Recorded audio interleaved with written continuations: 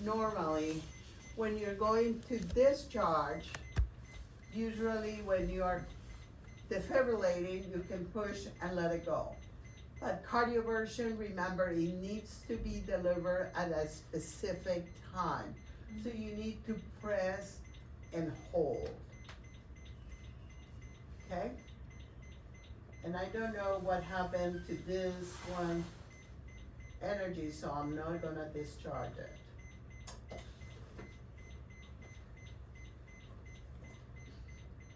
So question. Yes. When you press and hold, right, you said that you cardioversion, then do you need to press it a certain time or you just press hold? That's You it? press and hold because you don't know the exact time that, because there are milliseconds. So it is less than blinking of an eye. So you press and hold, the machine is going to wait to deliver at the right time. Now what happened here? Let's say that I send the first energy to the patient. What happened? Did the patient convert it? No. Nothing happened, right? Yeah. And do you see that the arrow went away? Yeah. This is one of the problems. If you are cardioverting, you need to remember that you need to press again the button. Because otherwise, if you charge right away, what are you going to do? Defibrillate the patient, which is not a good idea. So cardioversion is a control procedure, is urgent but not emergent. Now,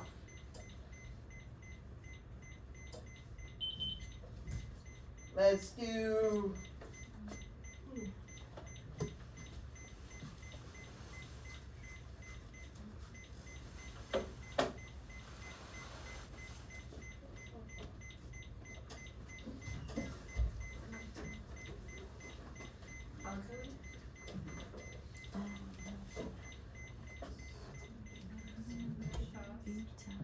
very fast. What else? What is it? Am I awake? How fast am I?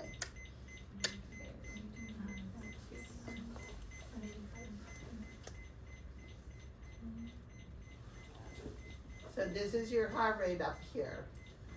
Test to your eyes, 180 is reading. You think I'm awake? With a broad QRS? Probably not. What can I do with this patient? Do I have a pulse? Remember? ACLS. I know you want it. But if the patient has a pulse, you're going to cardiovert. If the patient doesn't have a pulse, you're going to defibrillate. Okay? So if I don't have a pulse, I can go ahead and charge. Oh, it's just gonna.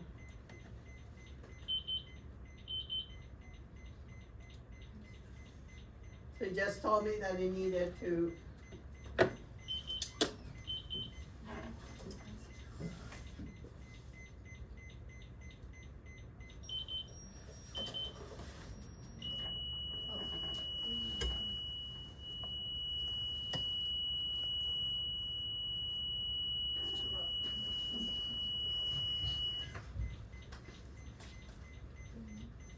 So did you feel the anxiety as soon as the alarm started coming on? Mm-hmm. So that's one of the things that I always say. Turn off the alarm and think, what am I doing? What is my next step?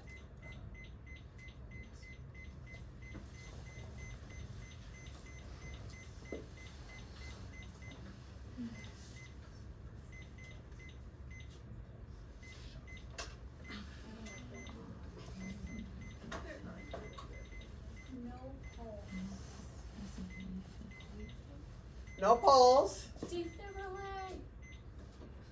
Start compressions. Get the cash card and shock the patient. Can you shock the patient?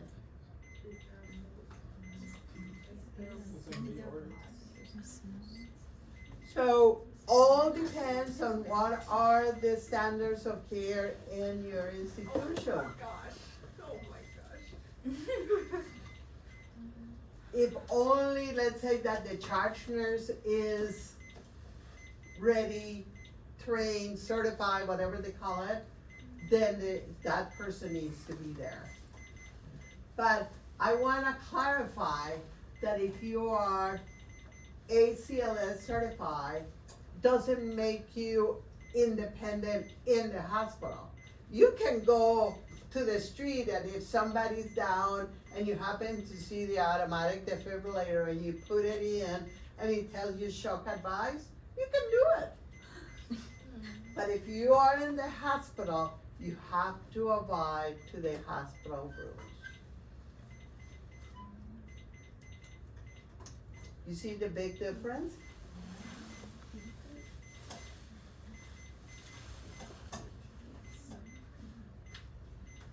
Any questions about this? Does anybody wanna undo something?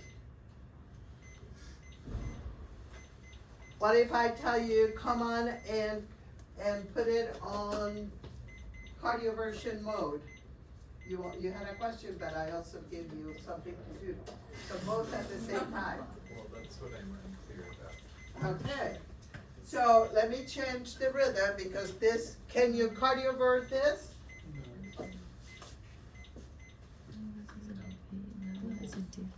Because it doesn't have an R wave to tell him when to shoot. Can you cardiovert this? Yes. Yes. Because it does have an R wave to be able to set when it needs to deliver. Okay.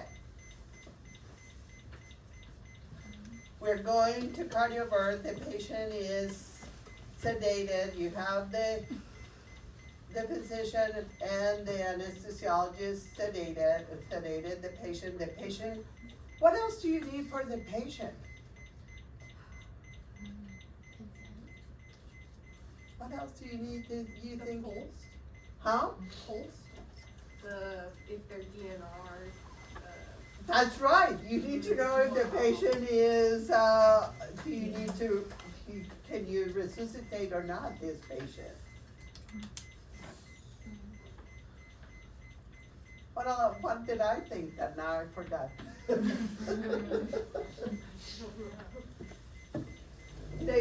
The list that about the good medications are, this is how my brain works. The list comes from the University of Arizona for the list of medications that are involved in prolonging QT. Thank you, I remember that. Now, what did I think about it? What was the question? You have to check if there are antiemetics or with medication. Yeah, Is what- that I don't know. Antibiotics is another one. Antiemetics, antiarrhythmics, and antibiotics, those are the three biggies. But the University of Arizona keeps that list. So, back to your patient. Oh, before we cardiovert, what does the patient need? The leads and the pads, yes, what else? The back. The bag, ambu bag, because we don't know if the patient is going to stop breathing, so we need to be ready, good job. What else? Flatten the beds. Flatten the bed.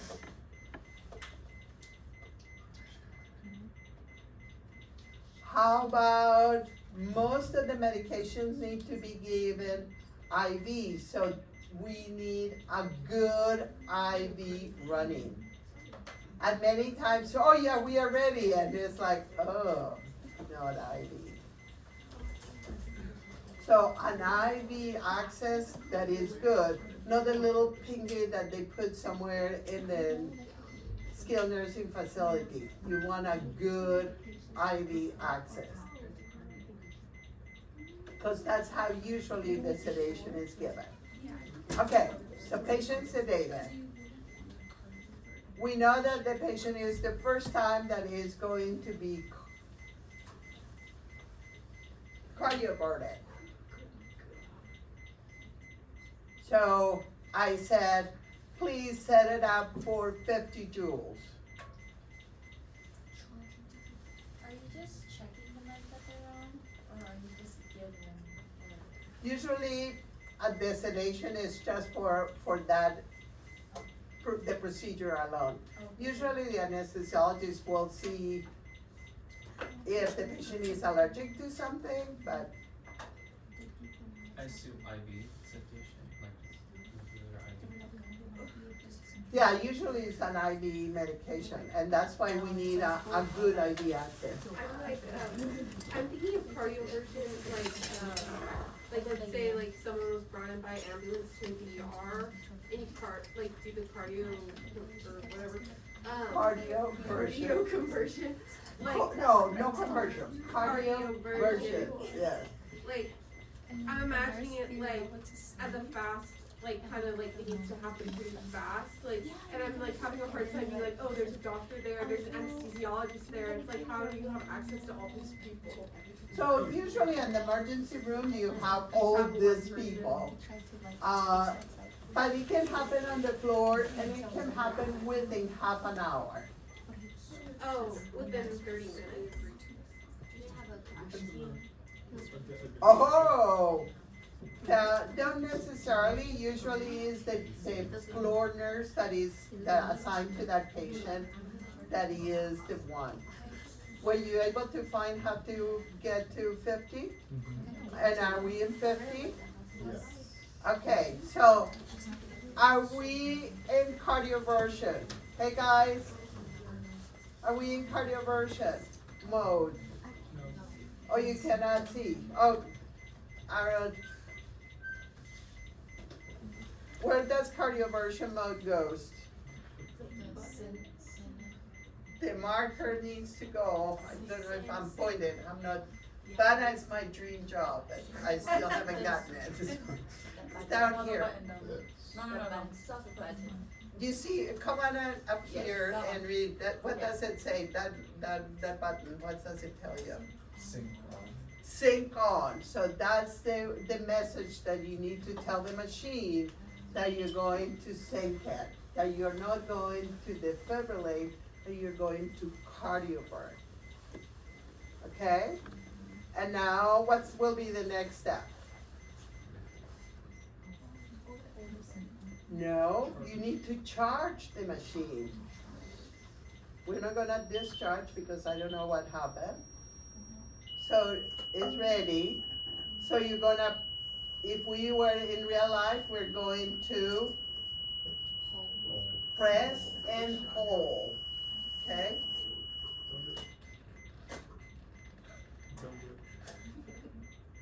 And that will be the cardioversion. If the patient doesn't respond to, what did we say, 70? Oh no, 50. So if the patient doesn't convert to 50 right away, they will, because the patient is still sedated, they may say go up to 70 or 120, depends on the size of the thorax, because you need to get to the heart. So for the defibrillator, right, because when you press discharge, then it's a clear. But this one, the cardioversion, do you clear as well? Oh, yes, But it doesn't say it, right? it doesn't say it. So the person who The person that is going to press the disc, that's a good point, because did she say it on the video?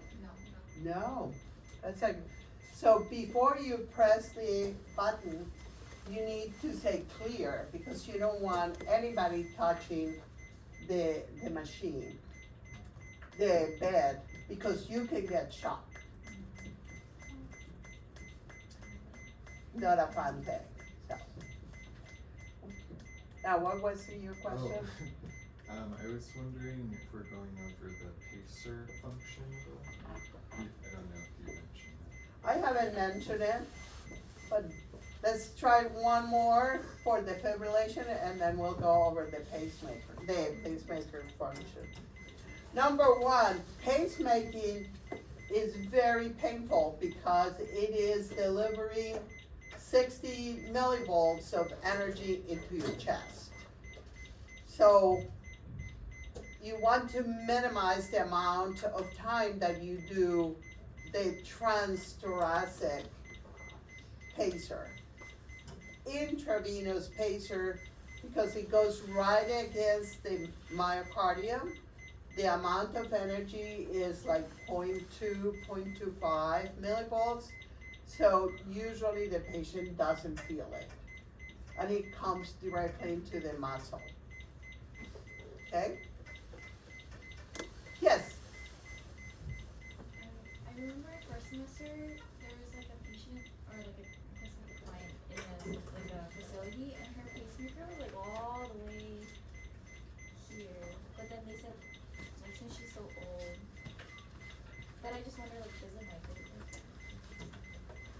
I had never seen that, but I imagine that if it was an old pacemaker that is bigger and heavier, that it could. I hope that anybody was checking that there was no fracture of the wires, because usually you don't have extra wire left. As you ready to connect the wires into the pacemaker, you shoot another view to make sure that there is not. Because what could extra wires be a source of? Clots. Because anything that creates turbulence in your bloodstream, it can create blood clots. So you don't want to have extra wires there hanging. So Jackie, it traveled to like the arm, I don't know, I'm pretty sure it was like here, but it was definitely not here. It was like more in the armpit. somewhere just not So like it was. I had never seen that. I know that if you don't care for your side until the pacemaker is really fixed into your tissue, yeah, it can sag a little bit. Because it's not under the muscle, it's under the fascia. So that's why.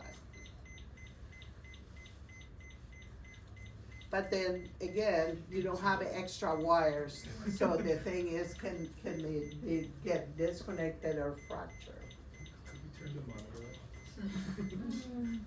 What about the monitor? Could we turn it off? No, I want somebody to come up and manage it again. It's easy to see it, but I feel like sometimes you really need to do your own stuff with your hands. You wanna do it? No. Let's make that dream come true. So if like taking a CGD and they need cardio, but they have jewelry. Is that Jewelry? Oh, that has to come off. immediately? Ask her how much. This is a very good question. Metal transmits the energy. So you don't want any jewelry hanging on the neck, because you are transmitting energy from here to the back. And it can be what we call electrically arcing. I tell you one thing that I was part of. A patient had a IV that leaked. At the same time, the patient coded. We shocked them. The patient got burned on the arm, second degree. He survived the code, but now we have to deal with the second degree burn. It's from saline. Yeah. So one of the things, fortunately, we don't paddle that much. Everything is with the leads, like adhere to the chest. But the paddles, if you didn't press that hard, it can arc pretty easily. You had a question? No, it's, for fluoroscopy too. Like, we had a patient who had a nose piercing and got burned while the anesthesiologist was trying to intubate them. Oh.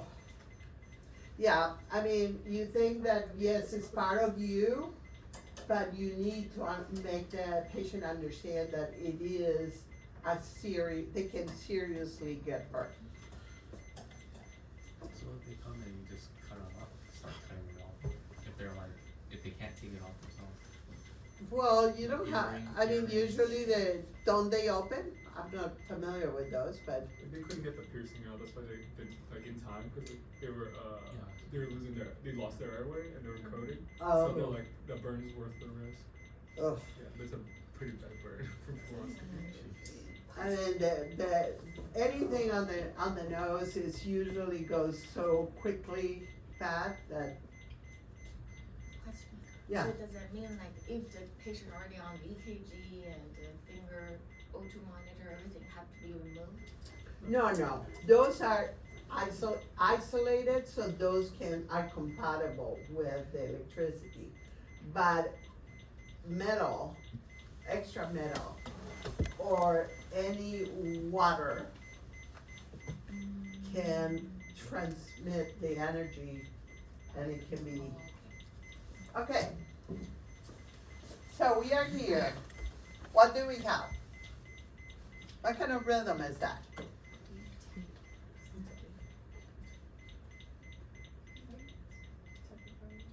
Which tachycardia? Ventricular tachycardia. What else do you do? What are you gonna tell me about this patient? This patient, Does it have a pulse? That's the next question. the patient does have a pulse. So it does have a pulse, we're just assuming. So what kind of urgent treatment are we going to do for this guy? We're gonna quickly call a code. We call a code anyway, but between cardioversion and defibrillation, which one do we choose? Cardioversion, because it has an R-way. Okay, so we're gonna set up for cardioversion. So what do we do first? Sedate the patient, we have oxygen, we have the ambu bag, we have a good IV. We haven't talked about this. The patient signed for a consent, because this needs a consent. Even though it's an emergency situation? Even there is a consent, they may not ask him to, but they have to explain to the patient, so maybe a verbal consent. So we got all those hurdles, and what else? Now we are going to set, you are in charge of the machine. The anesthesiologist is telling you, are you ready? And are you ready? Yes. No. That's the patient, are you ready?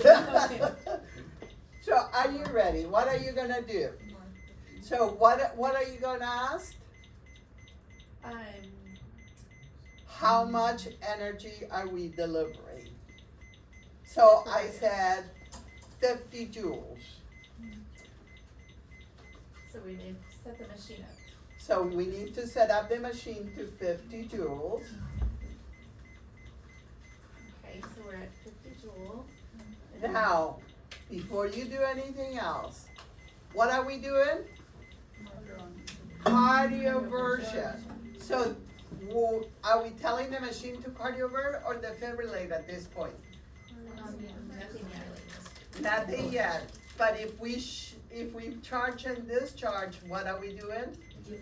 defibrillating. So we need to tell the machine to cardiovert. So we need to mark the R wave. How do we do that? Press the button. Yes. Now, do we see an arrow right in front of each QRS? Okay, so now, are we ready? Yes. Yes, yes. So what will be the next thing? We are gonna Charge. And before you discharge, what are you gonna say? clear. All clear, and now what are you gonna do? Don't do here, but tell me. Yeah, but how do you shock when you're cardioverting? We press the button. Press and hold. Press and hold, okay? Because if you press and let it go, the energy is not going to be delivered. And they will say, oh, that machine doesn't work, and now we need to get another one, and people are start running like chickens to get another defibrillator. Yeah. Anytime you go to shock, you hold it. Like even for defibrillation, you would still hold it, or would you just No, lock it? defibrillation, remember, the energy is given instantly, so you can press and let it go. But it's very important. Cardioversion, you press and hold, because they are milliseconds. But do you know what happens when you are looking for those milliseconds? It feels an eternity. And you know you delivered the energy when? The patient will do something. They don't jump like the movies, but they will have a jerking You don't movement. go like, No, they don't get off the bed. No, So you're not holding very long at all? no. But I want you to know that when you are fixated on that, it feels like an eternity. Anytime you fix yourself into time, you realize how long a second is.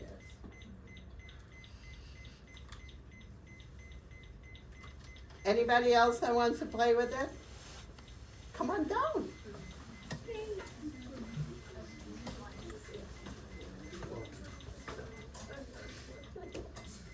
Hold on, that's not your patient. Yes, Is that machine ED specific, or is that in every unit? the hospitals that I'm familiar with, they are usually on top of crash cars. If you go to intensive care units, they may have more of defibrillators around. But in a med search unit, they will be on top of the crash car. And that's why you always call for the crash car, because you know you'll get the board and the defibrillator together. Okay, what's going on here? What are we doing? Is your patient doing okay? They're dying. So what do you need to do? Close to the door as possible. Check for pulse. Are you here? Are you awake, Mrs. Smith? No, no, no. Call a code. And then what? You push the button in your unit, however. And then what other button you're gonna use? The CPR button in your bed. And then what? Start compressions. If it happens that the defibrillator is there, you're going to put it on. You have to assign teams or you're not by yourself, right? So I think You need to call for help.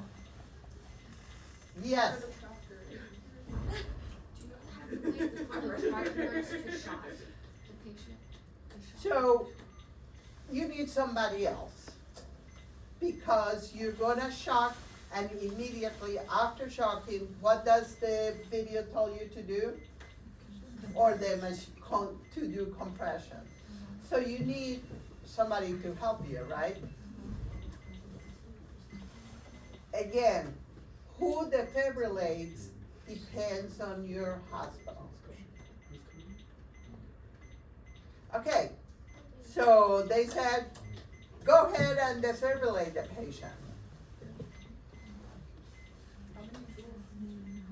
So defibrillation is the machine Oh, the machine will do it automatically. and it'll pick the amount. It will take them out because they are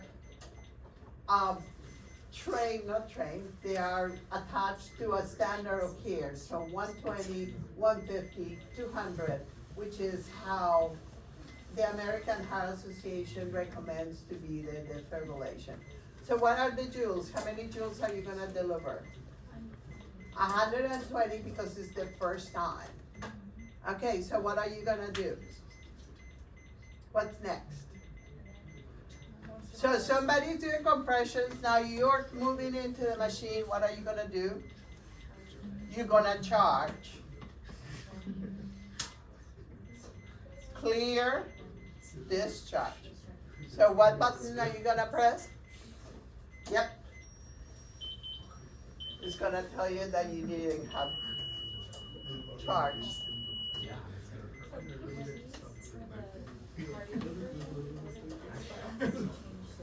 No, or cardioversion, you see here, what does it say? So it's this button here. But we don't have any. But this is the one.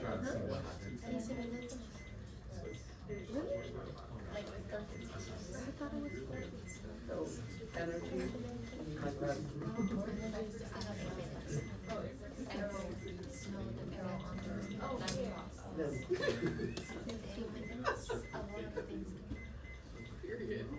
You can even okay, somebody asked me about the.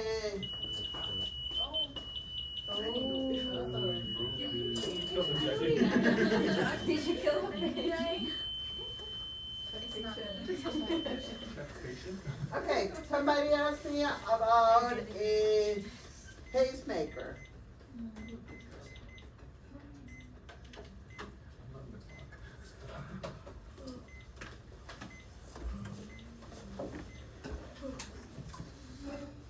So what's the rate? Can you read? 60. 50? Oh, 40. 40. It's changing. So the patient is really not doing well. The doc said give them one ampoule of atropine, and the pulse picked up for maybe 5 minutes and then slowly back down again. So he said, I'm on my way. We are gonna pace the patient for now. So you still will attach the pads to the patient the same way. And now you need to go to the green side. So this button tells you to go to pacer.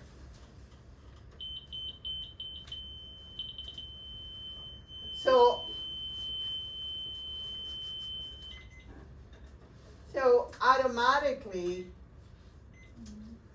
sets up to be, you need to set the amount of energy that is required, but it's setting up to do at the pulse of 70. So what the video tells you is, one is the output of the amount of energy, the milliamps that you're gonna deliver, and the other one is the pacer rate. I personally try to go down, to 65.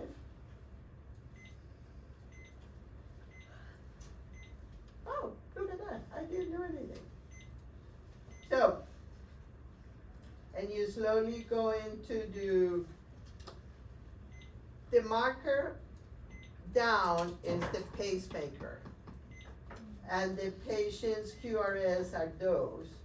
So what we are doing is going to pace, and every time we pace, we need to see a QRS. So we slowly are going to increase.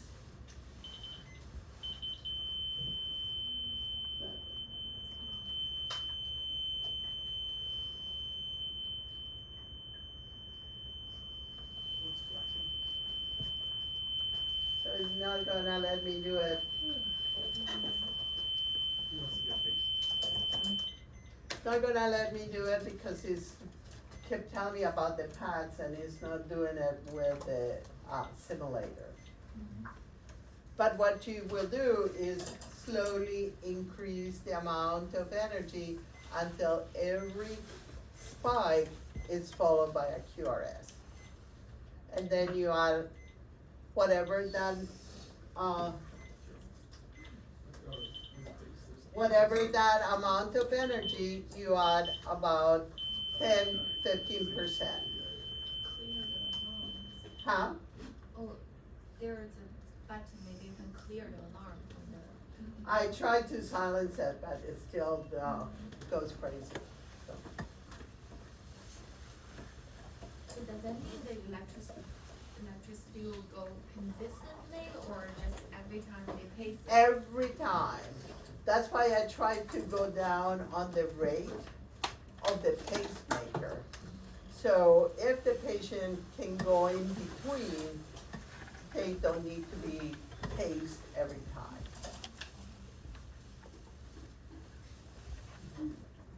Believe it or not, today we have reviewed a lot of the content of the test. The last PowerPoint is just rhythm strips. You have the answers on the other side. I will expect everybody to ace this test, please.